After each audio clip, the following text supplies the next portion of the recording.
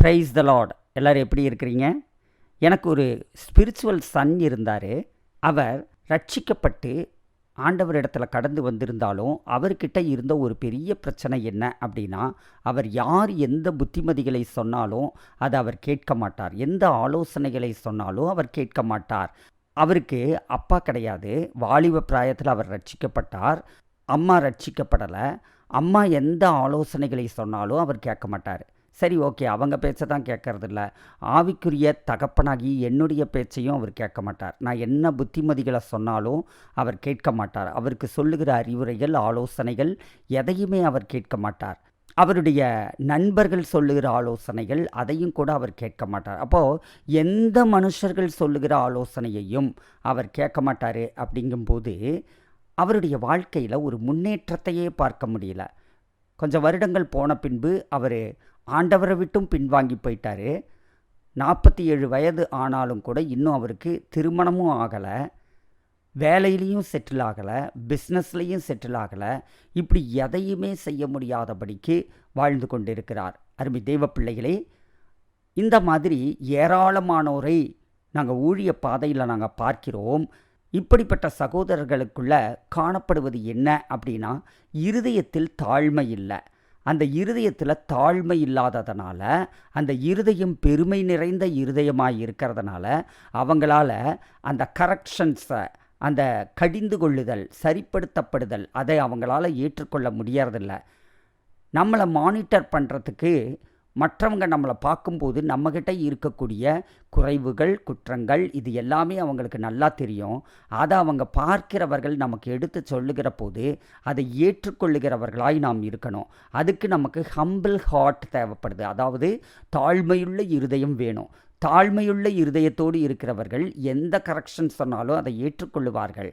உண்மையாக இருக்கக்கூடிய பட்சத்தில், சரியாக இருக்கக்கூடிய பட்சத்தில் அதை ஏற்றுக்கொள்ளுவார்கள். ஆனால் பெருமையுள்ள இருதயம் உள்ளவர்களோ கண்டிப்பாக அவங்க எந்த கரெக்ஷன் சொன்னாலும் அது யார் சொன்னாலும் ஏற்றுக்கொள்ள மாட்டாங்க. அப்போ நம்முடைய இருதயத்தில் தாழ்மை ரொம்பவும் அவசியம். பெருமையுள்ளவர்களுக்கு கர்த்தர் எதிர்த்து நிற்கிறார். இன்றைய தினத்தில் தியானத்திற்கென்று எடுத்துக்கொண்ட வேத பகுதி சங்கீதத்தின் புத்தகம் 141:5. நீதிமான் என்னை தயவாய் குட்டி என்னை கடிந்து கொள்ளட்டும், அது என் தலைக்கு எண்ணெயை போல் இருக்கும், என் தலை அதை அல்ல தட்டுவதில்லை. பாருங்க, ரொம்ப அழகாக இந்த சங்கீதக்காரன் சொல்கிறார் பாருங்க.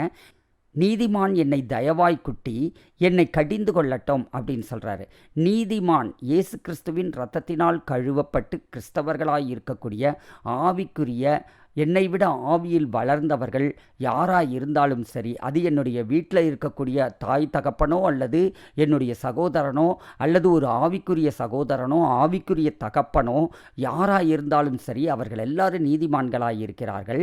நீதிமான் என்னை தயவாய் குட்டி, நீதிமான் என்ன செய்யட்டும், என்னை கரெக்ஷன் பண்ணட்டும், எனக்கு புத்திமதி சொல்லட்டும், என்னை திருத்தட்டும், என்னை சரி பண்ணட்டும், என்னை கடிந்து கொள்ளட்டும், என்னை திட்டக்கூட அவன் செய்யட்டும் அப்படின்னு சொல்லுகிறான். சங்கீதம் 141:5 வரக்கூடிய இந்த வசனத்தை குறித்து ஆங்கில வேதாகமம் ஆம்பிளிஃபைடில் இப்படி சொல்லப்பட்டிருக்கு. Let a righteous man strike me, it is a kindness.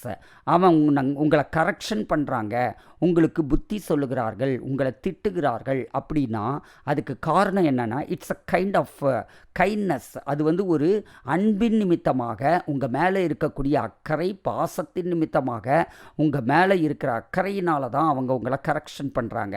அப்போ அந்த கரெக்ஷனை, அந்த சரிப்படுத்துதலை, அந்த கடிந்து கொள்ளுதலை நாம் ஏற்றுக்கொள்ளணும். அவங்க திட்டினாலும் அதை நாம் ஏற்றுக்கொள்ளணும். இன்றைய காலகட்டங்களில் எந்த விசுவாசிகளுக்கும், அது சிறியவர்களாக இருந்தாலும் சரி, பெரியவர்களாக இருந்தாலும் சரி, யாருக்குமே கரெக்ஷனுங்கிறது பிடிக்கிறதில்ல. புத்தி சொல்கிறதுங்கிறது பிடிக்கிறதில்ல. முழு சமுதாயத்துக்கும், கிறிஸ்தவர்களுக்கு மட்டும் இல்லை, முழு சமுதாயத்துக்குமே கரெக்ஷன் சொல்கிறது, சரிப்படுத்துதல், புத்திமதிகளை சொல்லுதல், இது யாருக்குமே அது பிடிக்கிறதில்ல. ஆனால் வேதாகமம் இது கண்டிப்பாக நமக்கு தேவை என்பதுக்கு பல வசனங்களின் மூலமாக நமக்கு கற்றுக் கொடுக்கிறது. இது ஒரு அன்பின் நிமித்தமாகத்தான் ஒரு மனுஷன் இன்னொரு மனுஷனை அவன் கரெக்ஷன் பண்ணுறான், அவனை சரிப்படுத்துகிறான், அவனுக்கு புத்திமதிகளை அவன் சொல்லுகிறான். அவன் அடித்தாலும், நீதிமான் அடிக்கிற போது அந்த அடியை நாம் வாங்கி கொள்ளுகிறதற்கு தயாராக இருக்க வேண்டும் என்று வேதம் சொல்லுகிறது. சரி, ஓகே, இதில் கன்ஸ்ட்ரக்டிவ் கரெக்ஷன் அப்படின்னு ஒன்று இருக்குது. இந்த கன்ஸ்ட்ரக்டிவ் கரெக்ஷன் அப்படிங்கிறது என்ன அப்படின்னா, நம்மை கட்டி எழுப்பக்கூடிய திருத்துதல், கட்டி எழுப்பக்கூடிய சரி பண்ணுதல், கட்டி எழுப்பக்கூடிய புத்திமதிகளை சொல்லுதல், அந்த மாதிரியான அந்த கன்ஸ்ட்ரக்டிவ் கரெக்ஷனுக்கு ரொம்பவும் மதிப்பு இருக்குது. நீதிமொழிகளின் புத்தகம் 15ஆம் அதிகாரம் 31, 32ஆம் வசனங்களில் நாம் பார்க்குறோம், ஜீவனுக்கு ஏதுவான கடிந்து கொள்ளுதலை ஏற்றுக்கொள்ளும் காது ஞானிகளிடத்தே தங்கும், புத்திமதியை தள்ளிவிடுகிறவன் தன் ஆத்துமாவை வெறுக்கிறான், கடிந்து கொள்ளுதலை கேட்கிறவனோ ஞானம் அடைவான். பாருங்க, ஜீவனுக்கு ஏதுவான கடிந்து கொள்ளுதலை ஏற்றுக்கொள்ளும் காது, அந்த ஜீவனடைய பண்ணுகிற லைஃப் கிவிங்னு இருக்குது இங்கிலீஷ் பைபிளில். அதாவது வாழ்வழிக்கக்கூடியதான அந்த கரெக்ஷன்ஸை, அந்த திட்டுக்களை நாம் வாங்கிக்கணும், அந்த கண்டனங்களை நாம் வாங்கிக்கணும் அப்படின்னு சொல்லுது. The ear that listens to and learns from the life giving rebuke, அந்த நம்மை திட்டுகிற, நம்மை கண்டிக்கிற அந்த கண்டனங்களை சொல்லுகிற, வாழ்வழிக்கக்கூடியதான அந்த கண்டனங்களையும் திட்டுக்களையும் நம்முடைய காதுகளினாலே நாம் ஏற்று அதன் மூலமாக நாம் கற்றுக்கொள்ள வேண்டும் அப்படின்னு சொல்லி இங்கிலீஷ் பைபிள் சொல்லுது. அதுதான் நமக்கு ஜீவனை கொடுக்கக்கூடியதாக இருக்கிறது. அந்த ஆலோசனைகள் தான், அந்த திட்டுக்கள் தான் நமக்கு வாழ்வை உண்டாக்கக்கூடியதாக இருக்குது. திட்டுறாங்களே, எங்கள் பாஸ்டர் திட்டுறாங்களே, எங்கள் ஆவிக்குரிய தலைவர் திட்டுறாங்களே, எங்கள் சர்ச்சில் எங்கள் மூப்பர் திட்டுறாங்களே, இப்படியெல்லாம் நம்ம சொல்லிகிட்டு இருக்கக்கூடாது.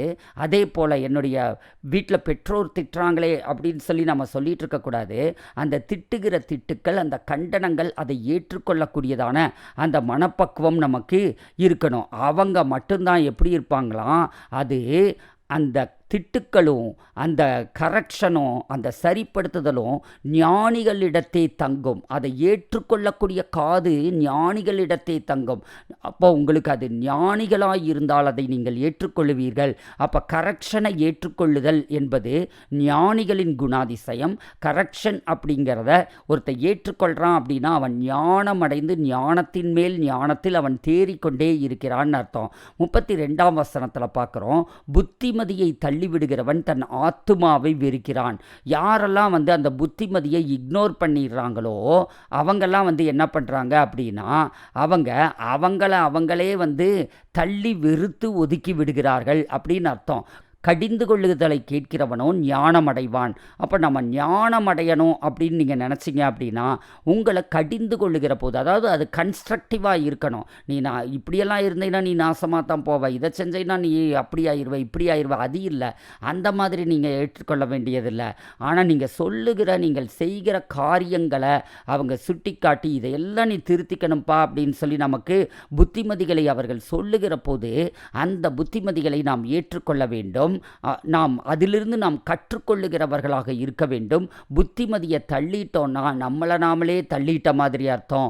ஆனால் கடிந்து கொள்ளுதலை நாம் கேட்கிற போது, அதை காது கொடுத்து கேட்கும்போது நாம் ஞானம் அடைகிறோம். அப்போ என்ன ஆகிறோம் அப்படின்னா, ஞானத்தில் பெருகுகிறோம், வளருகிறோம்னு சொல்லி ஆங்கில வேதாகமத்தில் நம்ம பார்க்குறோம்.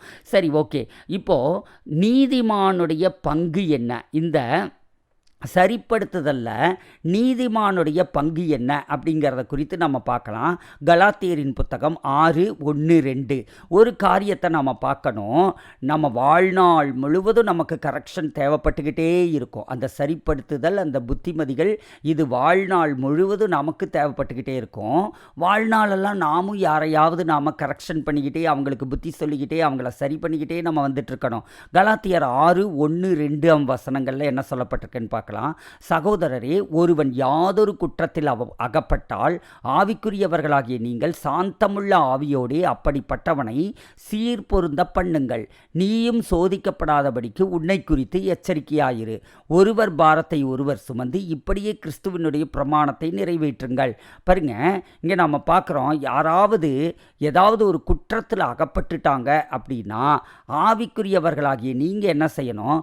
சாந்தமுள்ள ஆவியோட அப்படிப்பட்டவனை நீங்கள் சீர்படுத்த வேண்டும், சீர்பொருந்த பண்ண வேண்டும் அப்படின்னு சொல்லி இங்கே வேதம் சொல்லுகிறதை நாம் பார்க்குறோம். கலாத்தியரில் பவுல் அப்போஸ்தலர் கலாத்தியர் திருச்சபையாருக்கு அதை கற்றுக் கொடுக்கிறார். இப்போது நீங்கள் என்ன பண்ணுறீங்க அப்படின்னா, யாராவது ஒருத்தர் அவங்க ஒரு பாவம் பண்ணிகிட்டு இருக்காங்க, அவங்க கீழ்ப்படியாமல் இருக்காங்க, அவங்க செய்யக்கூடிய காரியங்கள் அவங்களுடைய ஆவிக்குரிய வாழ்க்கைக்கோ பூமிக்குரிய ஆசீர்வாதங்களுக்கோ சரியாக இல்லை, அது ஞானமில்லாத காரியங்களை அவங்க பண்ணிகிட்டு இருக்காங்க. அந்த மாதிரியான காரியங்களை எல்லாம் நீங்கள் பார்க்கும்போது நீங்கள் என்ன பண்ணணும், நீங்கள் அவங்கள விட கொஞ்சம் ஆவியில் வளர்ந்திருக்கிறீர்கள். அப்படிங்கும்போது நீங்கள் என்ன செய்யணும், அவங்களுக்கு ஆலோசனைகளை நீங்கள் சொல்ல வேண்டும். எப்படி ஆலோசனைகளை சொல்கிறது அப்படின்னா, அவங்கள ஆவியில் நடத்தத்தக்க விதத்தில், அவங்கள வேதாகமத்தின் அடிப்படையில் நீங்கள் சொல்லணும். ஏன்னா நீங்கள் ஒருத்தரை விட உங்கள் குடும்பத்தில் நீங்கள் அவங்கள விட ஆவியில் வளர்ந்தவர்களாக இருந்தால் நீங்கள் தான் அவங்கள ஆவியில் நடத்துகிறதற்கான ஒரு பொறுப்புள்ள ஆளாக இருக்கிறீங்க. அதனால் அந்த ஆவியில் ஒருவரை நடத்துகிறதற்கான பொறுப்பும் கடமையும் உங்களுக்கு இருக்குது. அப்போ உங்கள் குடும்பத்தில் ஆவியில் உங்களை விட கீழே இருக்கிறவங்கள அவங்களுக்கு சொல்லி நடத்த வேண்டியது உங்களுடைய பொறுப்பு, உங்களுடைய ரெஸ்பான்சிபிலிட்டி, உங்கள் கடமை. அதை நீங்கள் தட்டி கழிக்கக்கூடாது. அதே மாதிரி உங்கள் ஆவிக்குரிய நண்பர் உங்களை விட அவர் ஆவியில் குறைந்து இருக்கிறாரு அப்படின்னா அவருடைய தவறுகளை சுட்டி காட்டி அவருக்கு நீங்கள் புத்தி சொல்லி அவரை சரிப்படுத்தி நீங்கள் என்ன செய்யணுங்க, அவங்கள ஆவியில் நடத்த வேண்டியது உங்களுடைய கடமை. அதே போல் நாமும் நம்மை விட ஆவியில் வளர்ந்தவர்கள் நமக்கு கற்றுக் கொடுக்கிற காரியங்களை நாம் கோபித்து கொள்ளாதபடிக்கு, முறுமுறுக்காதபடிக்கு, நாம் கோபப்படாதபடிக்கு அதை ஏற்றுக்கொள்ளவும் நாம் கடமைப்பட்டவர்களாக இருக்கிறோம். அப்போ நாம் என்ன செய்யணும் அப்படின்னா, நாம் யாரை கரெக்ஷன் பண்ணாலும் ஜென்டிலாக நாம் கரெக்ஷன் பண்ணணும். அதாவது நாம் அவர்களை அப்படிப்பட்டவனை சீர்பொருந்த பண்ணுறதுக்கு சாந்தமுள்ள ஆவியோடே நீங்கள் அப்படிப்பட்டவனை சீர்பொருந்த பண்ணுங்கள். அப்போ ஸ்பிரிட் ஆஃப் ஜென்டில்னஸோட நீங்கள் ரொம்ப சாந்தமாக அவங்களுக்கு சொல்லி புரிய வச்சு அவங்கள கரெக்ட் பண்ணுங்க. ஒருத்தர்கிட்ட நம்ம கோபமாக அவங்க பண்ணக்கூடிய காரியங்களெல்லாம் நமக்கு எரிச்சலாக வருது, அவங்க தப்பு பண்ணுறாங்க, பாவம் பண்ணுறாங்க, அல்லது அவங்க பண்ணக்கூடிய காரியங்கள் அவங்க வாழ்க்கைக்கு ஆசீர்வாதம் இல்லை, அதை பார்க்கும்போது அவங்க மேலே இருக்க அன்பினால தான் ஏவப்பட்டு, அவங்க மேலே இருக்கிற அக்கறையினால தான் நம்ம ஏவப்பட்டு நாம் அவங்கள குறித்து சில காரியங்களை அவங்களுக்கு சொல்லுகிறோம். ஆனால் நம்ம ஹார்ஷாக சொல்லும்போது என்ன ஆயிடுது அப்படின்னா, ஹார்ஷான வார்த்தைகள் அவங்களுக்குள்ள கோபத்தை உண்டாக்கிடுது. அப்போ அவங்களுக்கு நாம் என்ன சொல்லுகிறோங்கிறது அதனுடைய கூர், அதனுடைய அந்த ஷார்ப்னஸ் அவங்களுக்கு தெரியாமல் போயிடுது. அப்போ அவங்களுக்கு உங்கள் வார்த்தையின் கோபங்கள் தான் அங்கே அவங்களுக்கு போய் சேருதே ஒழிய வார்த்தையின் ஆழங்கள் அவர்களுக்கு போய் சேர்றது இல்லை. அதனால் நாம் என்ன செய்யணுமா, அவங்களுக்கு ஜென்டிலாக நீங்கள் புத்தி சொல்லுங்கள், நீங்கள் மென்மையாக, அதாவது நீங்கள் சாந்த குணத்தோடு கூட நீங்கள் புத்தி சொல்லுங்கள் அப்படின்னு சொல்லப்பட்டிருக்கு. சரி, நீங்கள் புத்தி சொல்லுகிற போது என்ன பண்ணணும், அவங்கள கரெக்ஷன் பண்ணுகிற போது திட்டக்கூட திட்டுங்க. அப்படி கரெக்ஷன் பண்ணுங்கிற போது ஒரு சுப்பீரியாரிட்டி காம்ப்ளெக்ஸோட, ஒரு சென்ஸ் ஆஃப் சுப்பீரியாரிட்டியோட அவங்களுக்கு நீங்கள் புத்தி சொல்லாதீங்க. செல்ஃப் ரைட்டியஸ்னஸ், அதாவது சுயநீதியோடு கூட நீங்கள் புத்தி சொல்லாதீங்க. ஒருத்தரை புத்தி சொல்லுகிற போது, ஒருத்தரை கண்டிக்கிற போது, ஒருத்தருக்கு அறிவுரை சொல்லுகிற போது, கடிந்து கொள்ளுகிற போது நாம் என்ன செய்யக்கூடாதான், நான் இந்த பாவத்தை செய்யாதவன் அதனால் நான் நீதிமான்னு சுயநீதியில் அவனுடைய குற்றத்தை நீ பெருசுபடுத்தி பேசாதே. அதே போல் நீங்கள் உன்னை விட நான் பெரியவன் அப்படின்ட்டு அந்த சுப்பீரியாரிட்டி காம்ப்ளெக்ஸோட, சென்ஸ் ஆஃப் சுப்பீரியாரிட்டியோட, அவங்கள விட நான் உயர்வானவன், எனக்கு எல்லாம் தெரியுங்கிற மாதிரி அவங்கள அப்ரோச் பண்ணாத, அவங்கள கடிந்து கொள்ளாத, அவங்கள திட்டாத, அவங்களுக்கு புத்தி சொல்லாத அப்படின்னு சொல்கிறார். சாந்த குணத்தோடு கூட நீ அவங்கக்கிட்ட பேசி அவங்களுக்கு புத்தி சொல்லு அப்படின்னு சொல்கிறாரு. அதே நேரத்தில் keeping a watchful eye on yourself, உண்மையிலையும் நீ கவனம் வச்சுக்கோ. ஏன்னா so that you are not tempted as well, நீயும் சோதனைக்குட்படாதபடிக்கு உன்னையும் நீ காத்துக்கொள், உன்னையும் எச்சரிக்கையாக வச்சுக்கோ, நீயும் சோதிக்கப்படாதபடிக்கு உன்னை குறித்து எச்சரிக்கையாயிரு அப்படின்னு வேதம் சொல்லுகிறது. அதாவது நாம் ஒருத்தருக்கு புத்தி சொல்லுகிறோம், அல்லது நாம் அறிவுரை சொல்லுகிறோம், அல்லது கடிந்து கொள்ளுகிறோம். அந்த நேரத்தில் என்ன ஆகும் அப்படின்னா, அவங்க பண்ணுற தப்போ அல்லது பாவமோ அல்லது மதியீனமாய் பண்ணுகிற காரியமோ நமக்குள்ள கோபத்தை உண்டு பண்ணும், அல்லது வேறு வேறு உணர்வுகளை உண்டு பண்ணும். அந்த அந்த உணர்வுகளுக்கு நீ இடம் கொடாதே. அந்த உணர்வுகளினால் நீ சோதிக்கப்படாதபடிக்கு, அப்படிப்பட்ட உணர்வுகளினால் நீ சோதிக்கப்படாதபடிக்கு உன்னையும் நீ காத்துக்கொள். அதில் நீ எச்சரிக்கையாயிரு. ஒருத்தனுக்கு புத்தி சொல்லு, ஒருத்தனை கரெக்ஷன் பண்ணு, ஒருத்தனை திட்டு.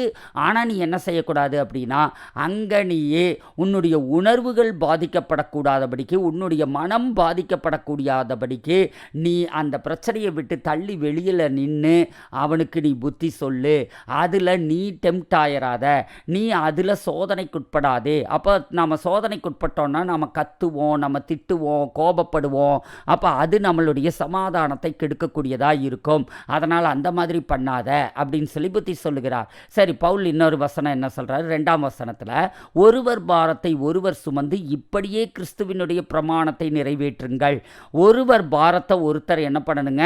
நாம் சுமக்கணும். அவன் பாவம் பண்ணுறான் அப்படின்னா அவனுடைய பாவத்தை இல்லை, அவனுடைய பாரத்தை நாம் சுமந்து கொண்டு, எனக்கு அவன் மேலே அக்கறை இருக்குது, அவன் நல்லா இருக்கணும்னு நான் நினைக்கிறேன், அவன் பரிசுத்தமாய் வாழணும்னு நான் நினைக்கிறேன், அதனால் நான் அவனுக்கு புத்தி சொல்லுகிறேன் அப்படின்னு சொல்லிட்டு அவங்களுக்கு நாம் புத்தி சொல்ல வேண்டும். பாவத்துக்கு மட்டும் இல்லை, அவங்க பண்ணுகிற எல்லா விதமான காரியங்களுக்கும். அதே மாதிரி நமக்கு ஒருத்தர் சொல்லும்போது அதை நாம் ஏற்றுக்கொள்ளணும். ஒருவர் பாரத்தை ஒருவர் சுமந்து இப்படியே கிறிஸ்துவினுடைய பிரமாணத்தை நிறைவேற்றுங்கள். அவருடைய பிரமாணம் அன்பின் பிரமாணம். அவருடைய பிரமாணம் என்ன அப்படின்னா, த லா ஆஃப் கிறிஸ்டியன் லவ். அவருடைய பிரமாணம் என்ன அப்படின்னா, அது அன்பின் பிரமாணம். அப்போ இந்த அன்பின் பிரமாணத்தை நிறைவேற்றுங்கள் அப்படின்னு சொல்கிறத இங்கே நாம் பார்க்குறோம். சரி, இப்போ இந்த கண்டித்தல் இருக்குது பார்த்தீங்களா? இந்த கண்டித்தலுடைய ஆசீர்வாதம் என்ன? த பிளெஸ்ஸிங் ஆஃப் ரீப்ரூஃப், அதை குறித்து இப்போ நம்ம பார்க்க போகிறோம்.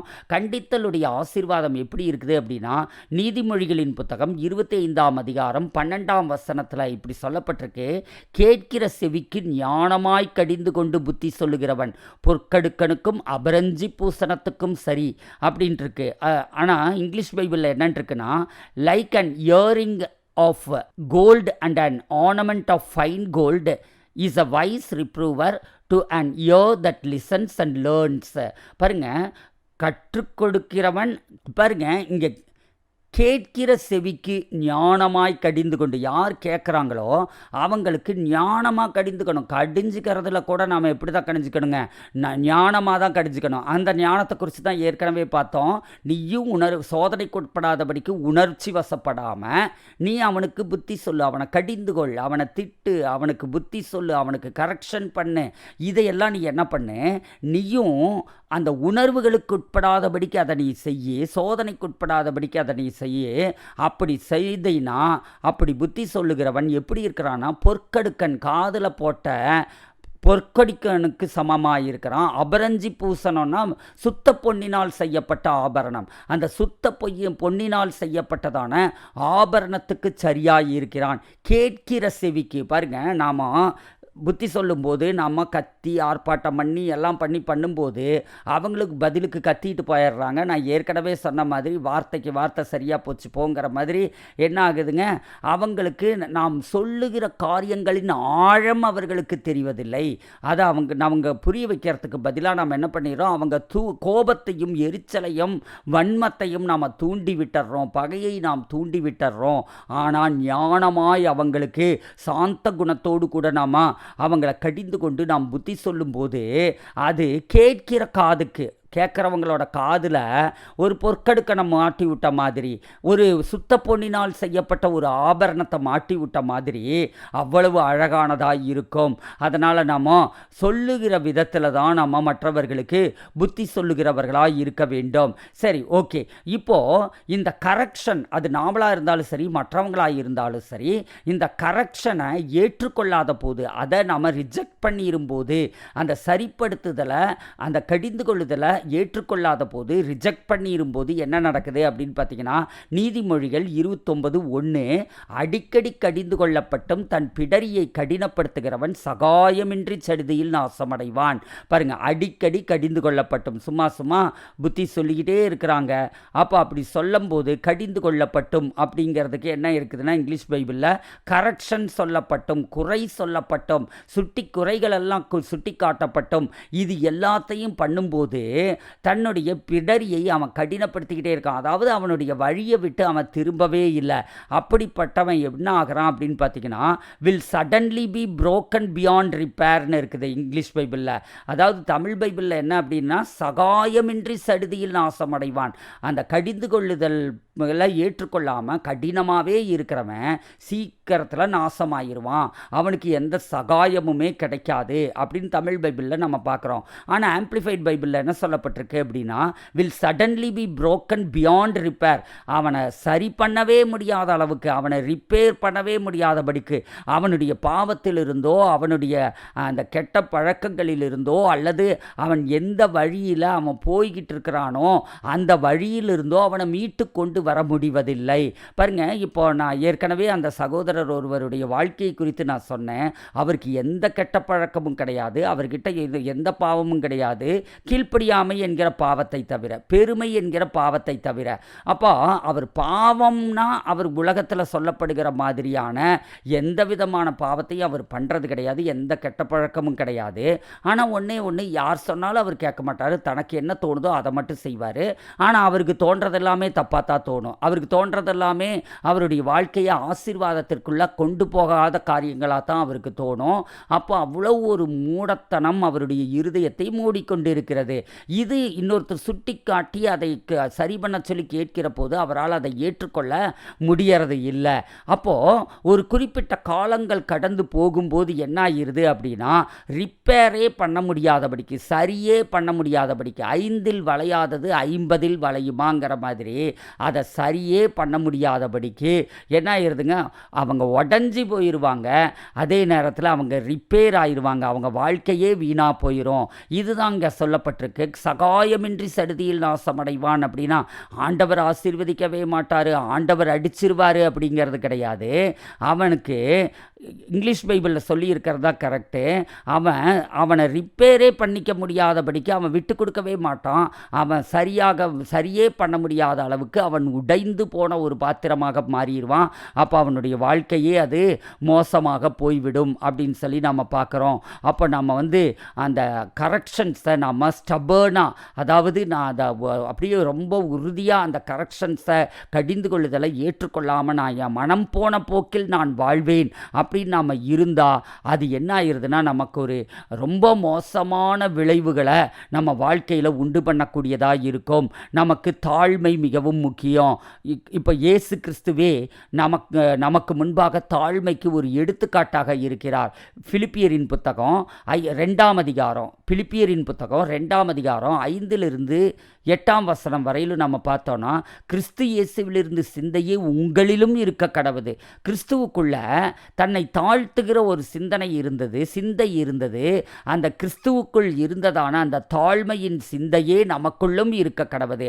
அவர் தேவனுடைய ரூபமாயிருந்தும் தேவனுக்கு சமமாயிருப்பதை கொள்ளையாடின பொருளாக எண்ணாமல், அவர் தேவனுடைய ரூபமாகத்தான் இருந்தார், ஆனாலும் தேவனுக்கு சமமாயிருப்பதை கொள்ளையாடின பொருளாக அவர் அதில் அட்வான்டேஜ் எடுக்காம, தன்னுடைய தேவத்துவத்தை குறித்து அவர் அட்வான்டேஜ் எடுக்காம அவர் என்ன பண்ணார்னா, தம்மைத்தாமே வெறுமையாக்கி தாழ்த்தி அடிமையின் ரூபம் எடுத்து மனுஷர் சாயலானார். அவர் அடிமையின் ரூபம் எடுத்து மனுஷர் சாயலா அவர் மாறிதான், அவர் தாழ்மையை காட்டித்தான் நம்மளை மீட்டு கொண்டார். அப்போ அவரை போல் நம்மை தாழ்த்துகிறவர்களாய் இருக்கணும். 8ஆம் வசனத்தில் பார்க்குறோம், அவர் மனுஷ ரூபமாய் காணப்பட்டு மரணப்பரியந்தம், அதாவது சிலுவையின் மரணப்பரியந்தமும் கீழ்ப்படிந்தவராகி தம்மை தாமே தாழ்த்தினார். ஆம் தேவ பிள்ளைகளே, நம்ம மற்றவங்களுக்கு புத்தி சொல்கிறது, மற்றவங்களை கரெக்ஷன் பண்ணுறதுக்கு நிறைய காரியங்களை நாம் பார்த்தோம். ஆனால் அது மற்றவங்களை கரெக்ஷன் பண்ணதுக்கு மட்டும் இல்லை, அதை அப்படியே நாம் எடுத்துக்கணும். நாம் மனுஷ ரூபமாய் நாம் காணப்படுகிறோம். அவர் மனுஷ ரூபமாய் காணப்பட்டாலும் மரணப்பரியந்தமும், அவர் சிலுவையின் மரணப்பரியந்தமும் கீழ்ப்படிந்தார், தம்மை தாமே தாழ்த்தினார். நாமும் நம்மை நாமே தாழ்த்தி நமக்கு சொல்லப்படுகிற எல்லா புத்திமதிகளையும் நாம் ஏற்றுக்கொள்ளுகிறதற்கு ஆயத்தமாய் இருக்கிற போது பரிசுத்த ஆவியானவர் நம்மோடு கூட பேசுவார். ஆவியானவர் எப்பவுமே நம்மோடு கூட நம்ம பேரண்ட்ஸ் மூலமாக பேசுவார், குடும்ப தலைவர் மூலமாக பேசுவார், ஆவிக்குரிய தலைவர் மூலமாக பேசுவார், சபை போதகர் மூலமாக பேசுவார், ஆவிக்குரிய நண்பர்கள் மூலமாக பேசுவார். சில சமயங்களில் நல்ல ஞானமுள்ள உலகத்தார் மூலமாக கூட ஆண்டவர் நம்மோடு கூட பேசுவார். அதனால் நம்ம வாழ்க்கையில் எந்தெந்த பகுதிகளில் எல்லாம் ஞானம் இல்லையோ அந்த பகுதிகளில் ஞானத்தில் தேறுகிறதற்கு நாம் புத்திமதிகளை ஏற்றுக்கொள்ளுவோம். கர்த்தர் தாமே உங்களை ஆசீர்வதிப்பாராக. ஆண்டவரே, அப்பா உமக்கு ஸ்தோத்திரம். உம்முடைய கரங்களில் எங்களை தாழ்த்தி ஒப்புக் கொடுக்கிறோம். ஆண்டவரே, அடிக்கடி நாங்கள் கடிந்து கொள்ளப்பட்டோம். ஆண்டவரே, எங்கள் பிடரியை நாங்கள் கடினப்படுத்தி சகாயமின்றி சடுதியில் நாசமாகிறத விட, ரிப்பேரே பண்ண முடியாத அளவுக்கு எங்கள் வாழ்க்கை மோசமாகி போகிறத விட, எங்கள் இருதயம், எங்கள் நினைவுகள், எண்ணங்கள் இனி சரிப்படுத்த முடியாதுங்கிற அளவுக்கு மோசமாகி போகிறத விட, ஆண்டவரே அப்பா, நாங்கள் அந்தந்த நேரத்திலேயே எங்களுக்கு வருகிற ஆலோசனைகளை நாங்கள் கோபப்படாமல் யோசித்து, ஆண்டவரே, நிதானமாய் அதை பகுத்தறிந்து ஆராய்ந்து அதை ஏற்றுக்கொள்ளத்தக்கதான அறிவையும் ஞானத்தையும் எங்களுக்குள் பெருக பண்ணும்படியாக நாங்கள் ஜெபிக்கிறோம். இயேசுவின் நாமத்தினால் கீழ்ப்படியாமையின் ஆவிகளை நான் சபித்து அப்புறப்படுத்துகிறேன். இயேசு கிறிஸ்துவின் ஜீவனுள்ள நாமத்தினாலே ஆண்டவரே, பெருமையின் ஆவிகளை நான் கட்டி அப்புறப்படுத்துகிறேன். ஞான குறைவுகள், மூடத்தனங்களை நான் சபித்து அப்புறப்படுத்துகிறேன். இயேசுவின் நாமத்தினாலே ஆண்டவரே, நாங்கள் ஆண்டவரே ஞானத்தில் பெருக கர்த்தர் கிருபை பாராட்டுவீராக. கீழ்ப்படிதலில் பெருக கர்த்தர் கிருபை பாராட்டுவீராக. கடிந்து கொள்ளுதலை நாங்கள் ஏற்றுக்கொள்ளுகிறவர்களாக காணப்பட, ஆண்டவரே, திட்டுக்களை நாங்கள் ஏற்றுக்கொள்ளுகிறவர்களாய் காணப்பட கர்த்தர் கிருபை பாராட்டும்படியாக நாங்கள் ஜெபிக்கிறோம். நீர் பொறுப்பெடுத்துக் கொள்ளும், ஆசீர்வதியும். இயேசுவின் நாமத்தில் பிதாவே. God bless you.